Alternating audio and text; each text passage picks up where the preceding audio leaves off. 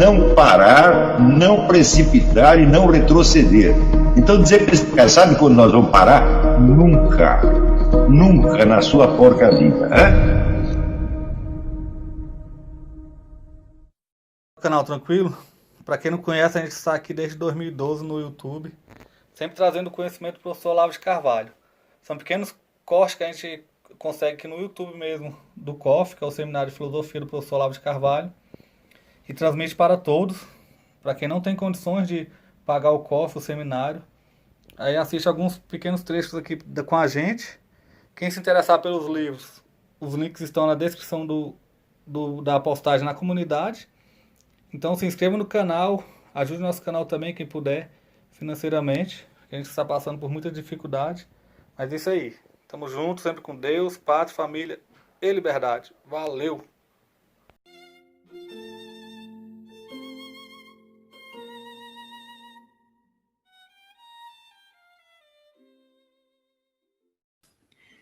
Muito bem. O tema que eu queria explicar hoje é basicamente as relações entre história e autobiografia, que provavelmente é o tema mais ignorado na cultura brasileira atualmente. Veja, toda a visão que nós temos da história depende de um senso de temporalidade que nós adquirimos na nossa própria experiência de vida. Ou seja, o transcurso do tempo na nossa vida é o que nos dá o senso do tempo na história. Não é isso? Isso quer dizer que se você não articula uma coisa com a outra, é a mesma coisa que, vamos dizer, você tentar desenhar algo sem ter em mente a posição relativa do desenhista em relação ao seu objeto. Ora, é esta posição que determina as proporções, a perspectiva, a iluminação, etc, etc, etc. Né? Talvez o exemplo mais maravilhoso disso na arte da pintura é o quadro do Velázquez, As Meninas, né? Em que, na verdade, as meninas que dão título ao quadro estão apenas num canto, tá certo? E, no fundo, você tem a imagem do próprio pintor, que aparece num espelhinho, né? De modo que apareça o pintor tal como ele está sendo visto pelo rei e pela rainha. Então, isso aí é o jogo total das perspectivas articuladas, né? A articulação das perspectivas.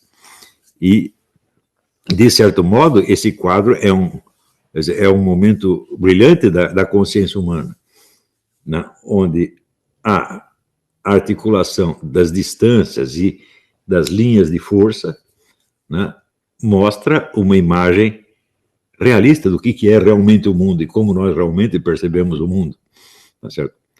Então, é claro que ali era um momento de transição entre a estética basicamente simbólica da Idade Média e a estética realista que inaugura o tempo moderno.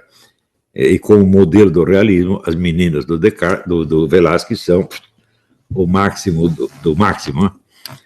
Só que isto é algo que já deveria ter se articulado, vamos dizer, ter sido assimilado na educação faz muito tempo, mas é 100% ignorado. Isso quer dizer que mesmo o sujeito que estuda história, ele não tem em vista essa articulação. Isso significa que a temporalidade histórica que existe na mente dele é como se fosse uma historinha de ficção totalmente desligada da sua realidade. Então, ele não é capaz de articular uma coisa com outra. Isso significa que... Espera, o que está acontecendo aí? Problema? Então, vamos lá. Tivemos aqui um problema de eletricidade, mas já está resolvido. Então, eu estava tentando explicar que sem a articulação entre a noção do tempo histórico e a noção do seu próprio tempo biográfico, você está perdido no tempo. Você não tem ideia da temporalidade real. Você vive numa temporalidade de ficção. E isto hoje é endêmico, porque o ensino ignora totalmente este problema e não tem nem consciência de que isto exista. Isso quer dizer que nós temos hoje já a segunda ou terceira geração que tem uma ideia absolutamente falsa da temporalidade. Essa ideia falsa é ainda enfatizada pela rapidez na mudança tecnológica, onde de uma geração para outra, às vezes dentro da mesma geração, se cria um abismo entre as pessoas que manejam uma nova tecnologia e as que não a manejam ainda. Tá certo? E isso dá a impressão para os mais jovens de que eles estão numa outra era histórica. E essa era histórica, ela determina a sua própria temporalidade e ela é a senhora de todas as temporalidades anteriores. De maneira que tudo o que aconteceu antes não existe. A história começa com o advento do jovenzinho idiota com o seu computador. Então, isso é um processo de imbecilização assim, absolutamente monstruoso. E mesmo coisas de história recente, que ainda influenciam profundamente a conduta das pessoas, ficam totalmente invisíveis e são ignoradas. De maneira que as pessoas não têm critério para julgar as coisas. Isso quer dizer que os julgamentos que elas fazem, por exemplo, de verossimilhança ou inverossimilhança, de normalidade e anormalidade, de realidade e irrealidade, de fake news ou notícias verdadeiras, é totalmente alienada, meu Deus do céu. As pessoas não sabem onde estão. Então, você acha que é natural o ser humano ter, vamos dizer, uma visão do tempo histórico? Não, ele não tem, ele não nasce com isso. Ele tem que aprender, ele tem que desenvolver através da cultura. E cultura não é só você ler livros, é alguém te transmitir de uma geração para outra o que articula uma geração com as anteriores. Senão você perde completamente. Eu vou dar um exemplo hoje que é uma coisa brutal, mas brutal mesmo. Você veja, nós já comentamos muitas vezes aqui as obras do filósofo húngaro Georg Lukács, que é, provavelmente, para o meu gosto, é o maior filósofo marxista do século XX. Tá certo? E provavelmente ainda inconscientemente o mais influente que existe. Ele foi o pioneiro da escola de Frankfurt, o primeiro que teve a ideia de que a dificuldade de implantar o socialismo não vinha do poder material, isso é econômico e militar da burguesia, e sim, vamos dizer, do arcabouço civilizacional de valores, tá certo? Critérios e símbolos, que, segundo ele, protegia o capitalismo, envolvia e protegia o capitalismo. E esse arcabouço era basicamente constituído, segundo ele, da tradição judaico-cristã, a qual ele conhecia muito mal, note bem. No começo da vida, o Georg Lukács tinha tido algum interesse por mística judaica, mas foi assim, uma coisa de 6 meses, depois passou. Isso era tudo o que ele conhecia desse negócio aí. De religião ele não entendia absolutamente nada, mas ele achou que as coisas eram assim, e daí se inicia um movimento de ideias que culminará, então, na formação da famosa Escola de Frankfurt, né, que tomará a destruição dos valores civilizacionais como a sua tarefa, o seu dever máximo. Isso quer dizer que eles não se preocupavam mais com vamos dizer, a construção do socialismo, essas coisas, porque eles insistiam na importância do trabalho do negativo, quer dizer, vamos destruir, destruir, destruir, e o que tiver que aparecer de bom aparecerá sozinho no próprio processo da destruição. Então seria mais ou menos a destruição criadora, né? Acontece que o próprio Georg Lukács, ele mudou muito durante a vida. No seu período que vai da maturidade para a velhice, ele entendeu a importância dos valores do realismo clássico no Ocidente. O realismo clássico em literatura representado, por exemplo, por Shakespeare, Cervantes, Balzac, Manzoni, Dostoiévski, Tolstói, etc., etc. E tomou a posição flagrantemente contrária à literatura de vanguarda. Começava ali com o surrealismo, o dadaísmo, literatura experimental, essa coisa toda, e com os vários movimentos de mudança dos costumes que também apareceram. Feminismo, gaysismo, drogas, etc., etc. E o Lukács entendeu que o marxismo deveria, isso já o Lukács maduro, não o jovem gênio que inventou a revolta contra a civilização ocidental.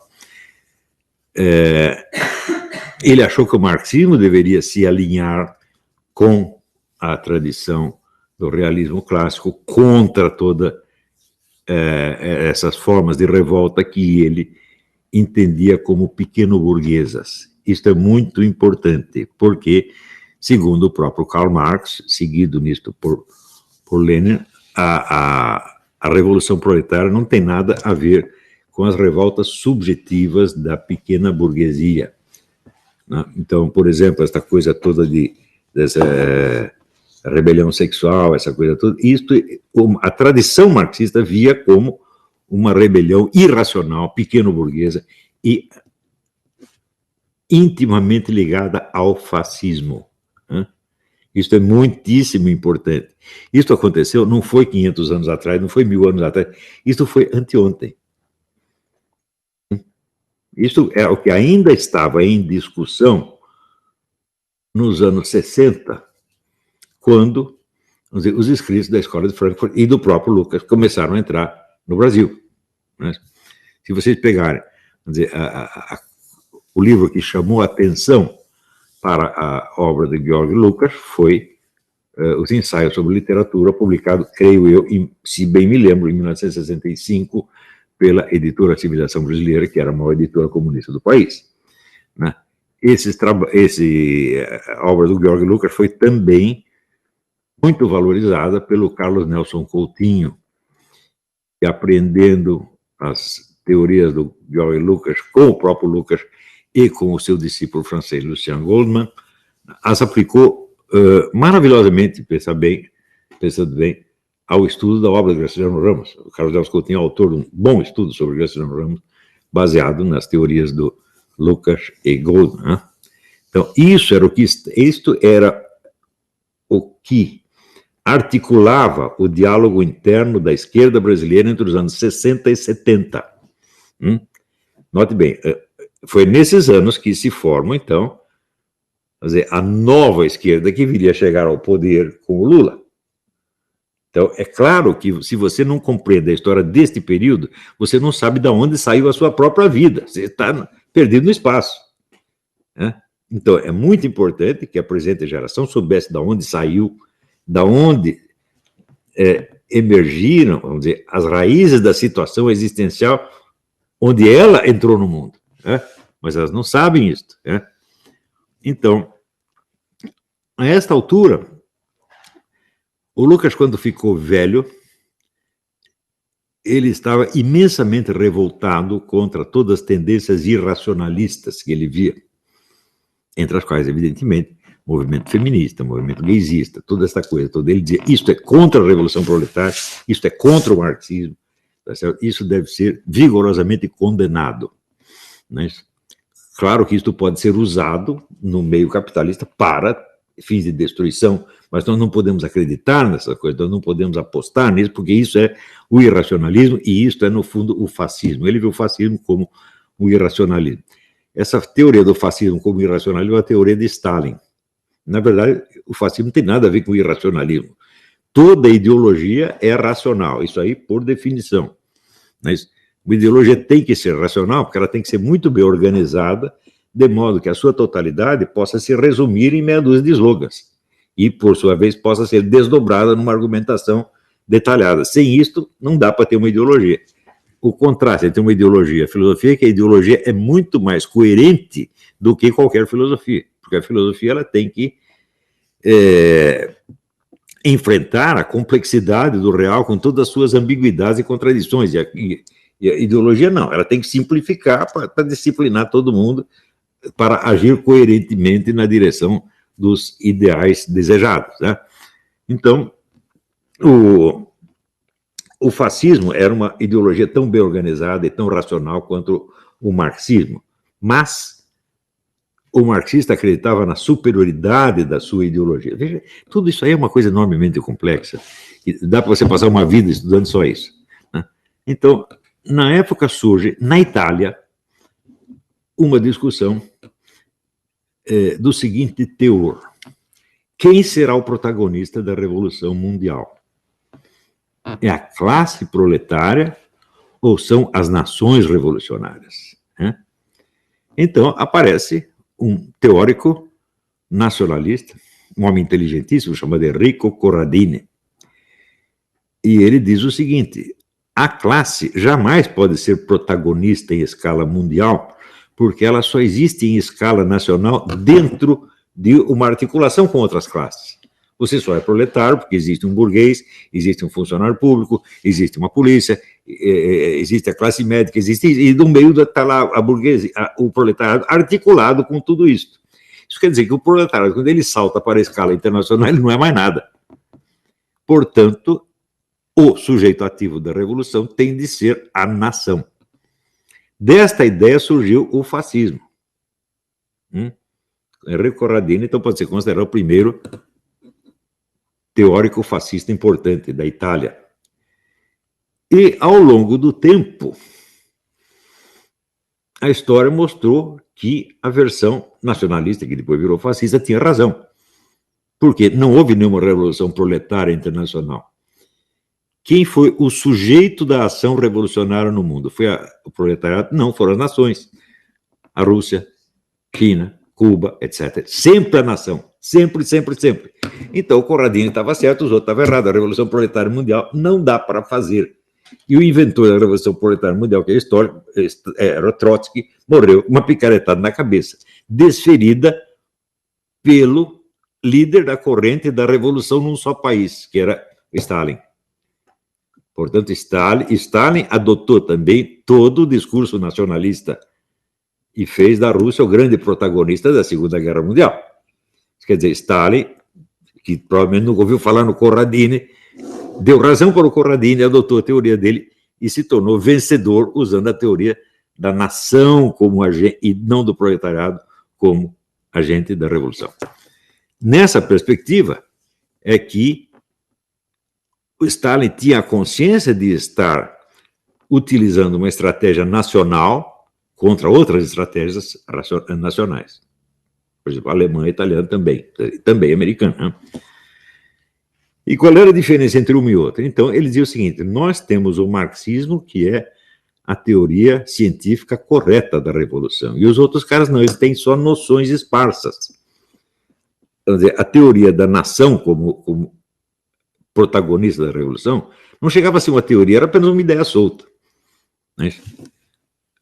A doutrina fascista inteira não estava pronta ainda. Mas aí o Stalin meteu na cabeça que tudo isso era irracional. Então, como esses nazistas, fascistas são irracionais, eles não sabem o que estão fazendo. Eles são loucos. Eles são também, como nós, eles são agentes da revolução, mas eles ganham, mas não levam. Eles não são capazes de administrar um socialismo. Então, eles vão invadir a Europa Ocidental, derrubar todas as democracias velhas, burguesas, e nós vamos atrás e nós pegamos tudo para nós. Nós os ajudamos a invadir, mas depois vamos por trás, matamos todos e tomamos tudo que eles ganharam. Essa é a ideia do Stalin. Então, a ideia de estar lutando contra o irracionalismo foi uma ideia que o Lukács pegou do Stalin. E o Lukács, ele tinha esta fraqueza de personalidade, que ele era um puxa-saco compulsivo, especialmente do Stalin. Tá certo? Então, no final da vida, ele pegou a sua adesão ao realismo clássico e o seu horror ao irracionalismo com as teorias do Stalin. E escreveu um livro chamado A Destruição da Razão, que é um processo movido contra praticamente todo o pensamento ocidental, especialmente alemão. É tudo irracional, né? E ele achava que tinha que fuzilar essas pessoas, no fim das contas. Né? E aí, pessoal, estamos mandando aí caneca para todo o Brasil. Muito obrigado ao pessoal que ajuda o nosso canal e adquirindo as canecas. Também é uma forma da gente interagir.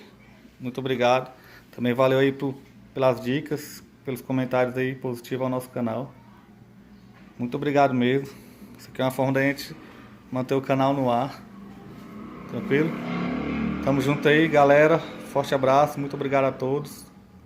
Quem quiser é só encomendar. Essa daqui já vai para São Paulo, Rio de Janeiro. Todo o Brasil a gente manda. Valeu, tamo junto. O que a direita não aprende comigo, a esquerda pelo menos tenta aprender.